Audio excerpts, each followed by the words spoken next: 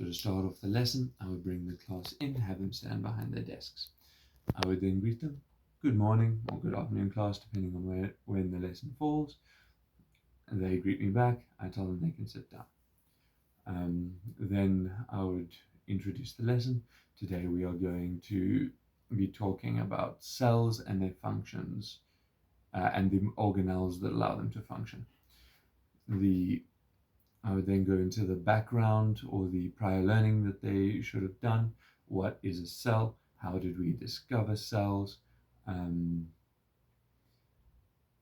That all life is started as single cellular organisms and then multiple cells grouped together, enabling multicellularism, which is why all modern multicellular organisms are still made out of these single cells. From there, I would begin the lesson, which I shall present. There'll be a main whiteboard where the slides will be presented, and a secondary side whiteboard represented by my little whiteboard here, that I will draw a diagram on. So I would start by getting them to draw a circle that will become our cell and a line that we will label on, as well as titling it the cell. And then tell them to label this line as the cell membrane.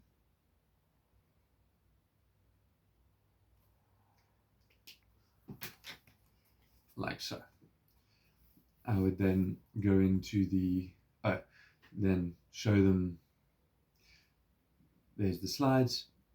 The cell membrane is what divides the external part of the cell from the internal part. It stops bad stuff from getting in while bringing in all the good stuff, keeps all the good stuff inside, stops it spilling out. This cell membrane has got gaps in it that can be gated by a protein, which then intentionally brings in good stuff, gets out bad stuff, or it can be open, which allows water to come into the cell through diffusion. Next organelle will be the cytoplasm.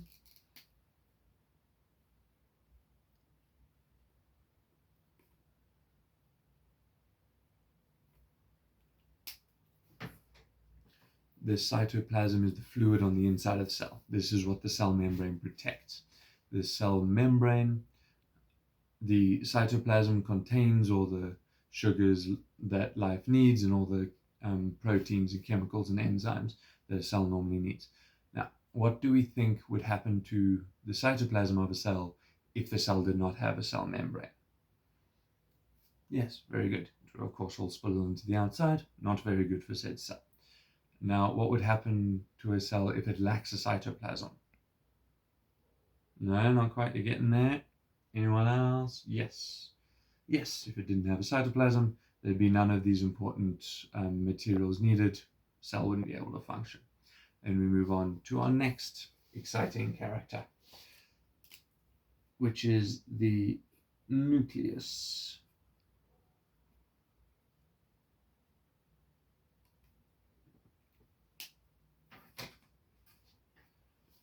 The nucleus is our control center of the cell.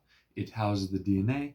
The DNA has all the instructions, our genes. It helps a cell be what a cell needs to be, whether it be a bone cell, a skin cell, or a brain cell. It all has the same DNA. What changes those cells is how different parts of this DNA are activated inside the nucleus by different compounds. This information is then made into RNA, which is a small little molecule. So our DNA is the big squiggle, and RNA is the little squiggle. The RNA can then leave through a little nuclear pore, which I've shown as that gap there. This nuclear pore allows the RNA to get out and reach our next character here. This red dot, the ribosome.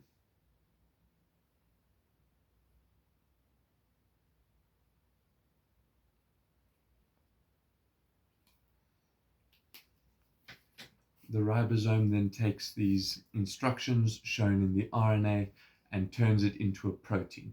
It's basically me giving you an instruction as the RNA, and the ribosome is you, who then turns it into an answer on the page, the protein, the actual thing that the cell needs, that this lesson needs to show that you've understood what has been taught.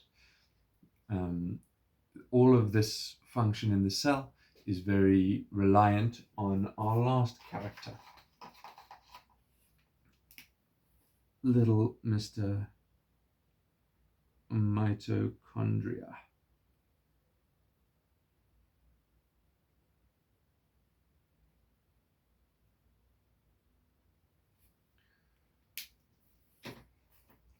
Mitochondria. You've learned previously that the mitochondria is the powerhouse of the cell. Why do we think this is the case? No, not quite. So the mitochondria takes sugars that we eat and breaks it down into carbon dioxide and water, releasing energy in the form of ATP. As we know, ATP is the source of energy in the cell that allows it to do all of its processes. This allows good things to be brought in and bad things to be pumped out of the cell. This allows DNA to get turned into RNA to be sent out. It allows this ribosome to turn that RNA into a protein that can then do what the cell needs it to do. And that's what Mr. Mitochondria is important for. That will then be the end of the lesson portion. At this point in the lesson, I will hand out the assessment and take down the slides. Obviously, we don't want those up there for the assessment. So hand out the assessment. This assessment has got 6 questions on it.